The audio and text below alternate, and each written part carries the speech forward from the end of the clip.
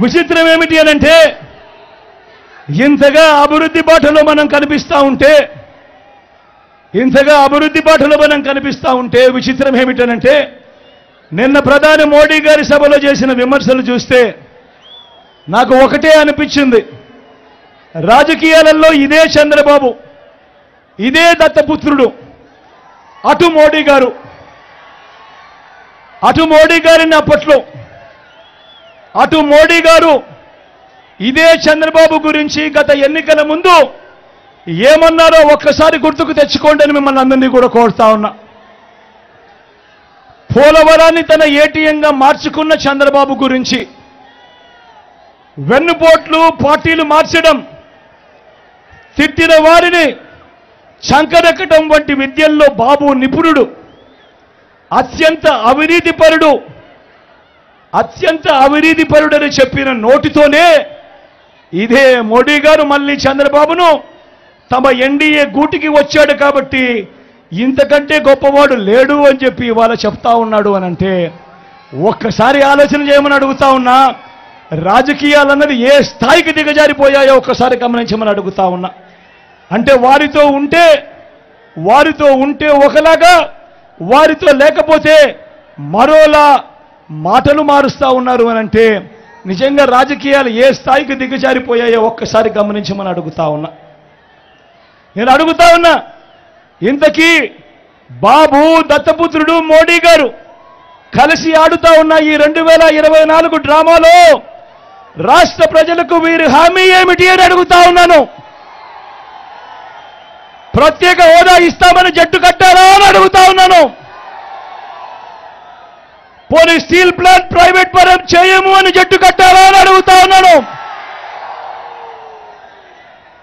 అందరూ ఆలోచించండి, ఆలోచన చేయమని అడుగుతా ఉన్నా. ప్రతి అన్నను ఆలోచన చేయమని అడుగుతా ఉన్నాను, ప్రతి అక్కను ఆలోచన చేయమని అడుగుతా ఉన్నా. మీ జగన్ ఆమోదం లేదు కాబట్టి స్టీల్ ప్లాంట్ ప్రైవేటీకరణ ఇంతవరకు కేంద్రం వెనకడుగు వేసింది. అందరూ ఆలోచన చేయమని అడుగుతా ఉన్నా. 5 సంవత్సరాలుగా స్టీల్ ప్లాంట్ ప్రైవేటీకరణ జరగలేదు అనంటే దానికి కారణం, దానికి జగన్ అనే ముఖ్యమంత్రి ఒప్పుకోలేదు కాబట్టి అది జరగలేదు అన్నది ప్రతి ఒక్కరూ కూడా ఆలోచన చేయమని కోరుతా ఉన్నా. ఈ ఎన్నికల్లో కూడా స్టీల్ ప్లాంట్ అమ్మకం ఆపేలా ఆ బాబు, ఆ దత్తపుత్రుడు, ఆ బీజేపీల కూటమిని ఓడించి నా తమ్ముడు అమర్కు ఓటు వేసి మొత్తం దేశానికి ఒక గట్టి మెసేజ్ ఇక్కడి నుంచి పంపించండి అని కోరుతా ఉన్నా. గాజువాకలో మీరు పొరపాటున టీడీపీకి ఓటు వేయటము అని అంటే దాని అర్థం ప్రైవేటైజేషన్ చేస్తానంటున్న ఎన్డీఏకు ఓటు వేయడం అంటే స్టీల్ ప్లాంట్ అమ్మకానికి మీరే ఆమోదం తెలిపినట్టు అవుతుంది అన్నది ప్రతి ఒక్కరూ కూడా గుర్తుపెట్టుకోమని కోరుతా ఉన్నా. గాజువాకలో పొరపాటున టీడీపీ గెలిచిందంటే, ఎన్డీఏ గెలిచిందంటే స్టీల్ ప్లాంట్ అమ్మకాన్ని ఎవ్వరూ కూడా ఆపడం సాధ్యం కాదు. ఎందుకనంటే వాళ్ళు దీన్నే ఎన్నికల రెఫరెండంగా తీసుకుంటారు. స్టీల్ ప్లాంట్ అమ్మకానికి ప్రజలందరూ మద్దతు తెలిపారు కాబట్టి తెలుగుదేశం పార్టీ అభ్యర్థి, ఎన్డీఏ అభ్యర్థి గెలిచాడు అని చెప్పుకుంటారు. ప్రతి ఒక్కరూ కూడా ఆలోచన చేసుకోమని చెప్తా ఉన్నా, ప్రతి ఒక్కరూ కూడా గుర్తుపెట్టుకోమని చెప్తా ఉన్నా ఈ అంశాన్ని. దాని తర్వాత జగన్ ఆపడానికి ఎంత ప్రయత్నం చేసినా కూడా వాళ్ళ నోట్లో నుంచి వచ్చే ఒక బాట, నీకెందుకయ్యా బాధ, వాళ్ళకు లేని బాధ నీకెందుకయ్యా బాధ, వాళ్ళు ఎన్డీఏకు ఓటు వేశారు అనంటే, తెలుగుదేశం పార్టీకి ఓటు వేశారు అనంటే దాని అర్థం వాళ్ళంతా స్టీల్ ప్లాంట్ అమ్మకానికి వాళ్ళంతా కూడా గ్రీన్ సిగ్నల్ ఇచ్చినట్టే కదయ్యా, నీకెందుకయ్యా బాధ అని చెప్పి ఆ తర్వాత వాళ్ళు జగన్ను కూడా అంటారు అన్న మాట ప్రతి ఒక్కరూ కూడా గుర్తుపెట్టుకోమని కోరుతా ఉన్నా.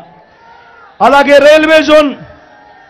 రైల్వే జోన్కు భూములు మనం ఇచ్చినా కూడా కావాలని అవి తీసుకోకుండా లిటిగేషన్ పెడతా ఉన్నారు. రైల్వే జోన్కు అర్థం ఆర్థికంగా నిలబడగలిగిన జోన్ అని కేవలం 2 బిల్డింగులు కట్టి మమా అనిపించడం వల్ల ఎవరికి ప్రయోజనం ఉండదు. ఇవాళ వీళ్ళు చేస్తూ ఉన్నది కూడా అలాంటి దొంగ ప్రేమే మనం ఎంత చూపిస్తా ఉన్నారన్నది ప్రతి ఒక్కరూ కూడా జ్ఞాపకంలో పెట్టుకోమని అడుగుతా ఉన్నా. రాష్ట్ర అవసరాలను తాకట్టు పెడుతూ అధికారంలోకి వచ్చాక అబద్ధాలు మోసాలు, అధికారంలోకి వచ్చేదాకా అబద్ధాలు మోసాలు, అధికారం దక్కితే చంద్రబాబు చేసే మాయలు మోసాలు ఎలా ఉంటాయో ఒక్కసారి మీ అందరికీ నేను చూపిస్తాను. ఒక్కసారి చూడమని కోరుతా ఉన్నా. ఇది ఇది ఒక్కసారి చూడాలక్క, మీరంతా కూడా ఇది మీరంతా కూడా చూడాలక్క. అన్న మీరంతా ఇది ఒక్కటి ఖచ్చితంగా మాత్రం ఇది ఒక్కసారి ఖచ్చితంగా ఇది చూడాలి. తమ్ముడు ప్రతి ఒక్కరూ కూడా ఇది చూడాలి. అక్క ఇది ప్రతి ఒక్కరూ చూడాలి.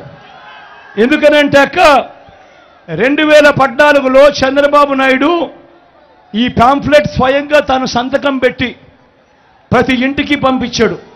ఇదే కూటమిలో ఉన్న ఇదే ముగ్గురి ఫోటోలు పెట్టి 2014లో పంపించిన ఈ పాంఫ్లెట్, మీ ప్రతి ఇంటికి పంపించిన ఈ పాంఫ్లెట్లో చంద్రబాబు నాయుడు ముఖ్యమైన హామీలు అంటూ తాను రాశాడు. అప్పట్లో ఇదే ఈటీవీలోనూ, ఇదే ఏబిఎన్లోనూ, ఇదే టీవీ5లోనూ ఇదే ఇటువంటి మాటలే మాట్లాడారు. అడ్వర్టైజ్మెంట్లతో ఊదరగొట్టారు. ఆ తర్వాత చంద్రబాబు నాయుడును ప్రజలు నమ్మి ఓటు వేశారు. ఓటు వేసిన తర్వాత 2014 నుంచి 2019 చంద్రబాబు నాయుడు ముఖ్యమంత్రిగా ఉన్నాడు. నేను అడుగుతా ఉన్నా, స్వయంగా చంద్రబాబు నాయుడు గారు సంతకం పెట్టి మీ ప్రతి ఇంటికి పంపించిన ఈ పాంఫ్లెట్లు చెప్పినేటివి కనీసం ఒక్కటంటే ఒకటైనా చేశాడా అని నేను మిమ్మల్ని అడుగుతా ఉన్నాను. మీరే సమాధానం చెప్పండి అని కోరుతా ఉన్నా. ఇందులో చంద్రబాబు చెప్పినేటివి ముఖ్యమైన హామీలంటూ చెప్పినేటివి, రైతు రుణమాఫీపై మొదటి సంతకం చేస్తానన్నాడు.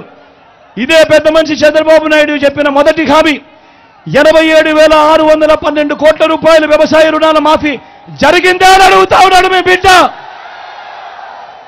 ఇలా ఇలా ఇలా ఇలా ఇలా ఇలా ఇలా ఇలా ఇలా ఇలా ఇలా ఇలా ఇలా ఇలా ఇలా ఇలా ఇలా ముఖ్యమైన హామీలలో రెండో హామీ చంద్రబాబు స్వయంగా సంతకం పెట్టి మీ ఇంటికి పంపించిన పేపర్లో పాంప్లెట్లో పొదుపు సంఘాల రుణాలన్నీ రద్దు చేస్తారన్నాడు. మరి 14,205 కోట్ల రూపాయలు డ్వాక్రా అక్క చెల్లెమ్మల రుణాలు. నేను అడుగుతా ఉన్నా, ఇందులో ఒక్క రూపాయి అయినా మాఫీ అయింది అని అడుగుతా ఉన్నాడు మీ బిడ్డ. ఇలా ఇలా ఇలా ఇలా ఇలా ఇలా ఇలా ఇలా ఇలా మూడో హామీ ఆడబిడ్డ పుడితే మహాలక్ష్మి పథకం కింద 25,000 రూపాయలు బ్యాంకుల్లో వేస్తామన్నారు. ఆడబిడ్డ పుడితే మహాలక్ష్మి పథకం కింద 25,000 రూపాయలు బ్యాంకుల్లో వేస్తామన్నారు. నేను అడుగుతా ఉన్నా, ఇక్కడ ఇన్ని వేల మంది ఉన్నారు, మీ ఏ ఒక్కరి బ్యాంకులో కూడా బ్యాంక్ అకౌంట్లలో ఒక్క రూపాయి అయినా వేశాడా అని అడుగుతా ఉన్నాను నేను. ఇలా ఇలా ఇలా ఇలా ఇలా ఇలా ఇలా నాలుగో హామీ ఇంటింటికి ఉద్యోగం ఇవ్వలేకపోతే నెల 2,000 రూపాయలు నిరుద్యోగ భృతి అన్నారు. ఇదే నాలుగో హామీ. నేను అడుగుతా ఉన్నా, 5 సంవత్సరాలు అంటే 60 నెలలు ఇంటూ నెలకు 2,000 అంటే 1,20,000 రూపాయలు. చెప్పండి, మీలో ఏ ఒక్కరికైనా ఇచ్చాడా అని అడుగుతా ఉన్నాడు మీ బిడ్డ. ఇలా ఇలా ఇలా ఇలా ఇలా ఇలా ఇలా ఇలా అర్హులందరికీ 3 సెంట్ల స్థలం కట్టుకునేందుకు పక్కా ఇల్లు అన్నాడు. నేను అడుగుతా ఉన్నా, 3 సెంట్ల స్థలం కదా దేవుడు ఎరుగు, ఇక్కడ ఇన్ని వేల మంది ఉన్నారు, మీలో ఏ ఒక్కరికైనా 1 సెంట్ స్థలమైనా ఇచ్చాడా చంద్రబాబు అని అడుగుతా ఉన్నాను. ఇలా ఇలా ఇలా ఇలా ఇలా ఇలా ఇలా ఇలా ఇలా ఇలా ఇలా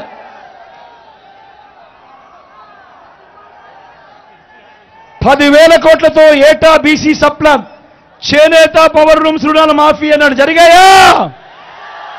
ఉమెన్ ప్రొటెక్షన్ ఫోర్స్ ఏర్పాటు చేస్తామన్నాడు. చేశాడా?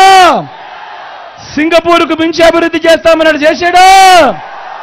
ప్రతి నగరంలోనూ హైటెక్ సిటీ నిర్మిస్తామన్నాడు. జరిగిందా? మన గాజువాకలో కనిపిస్తా ఉందా?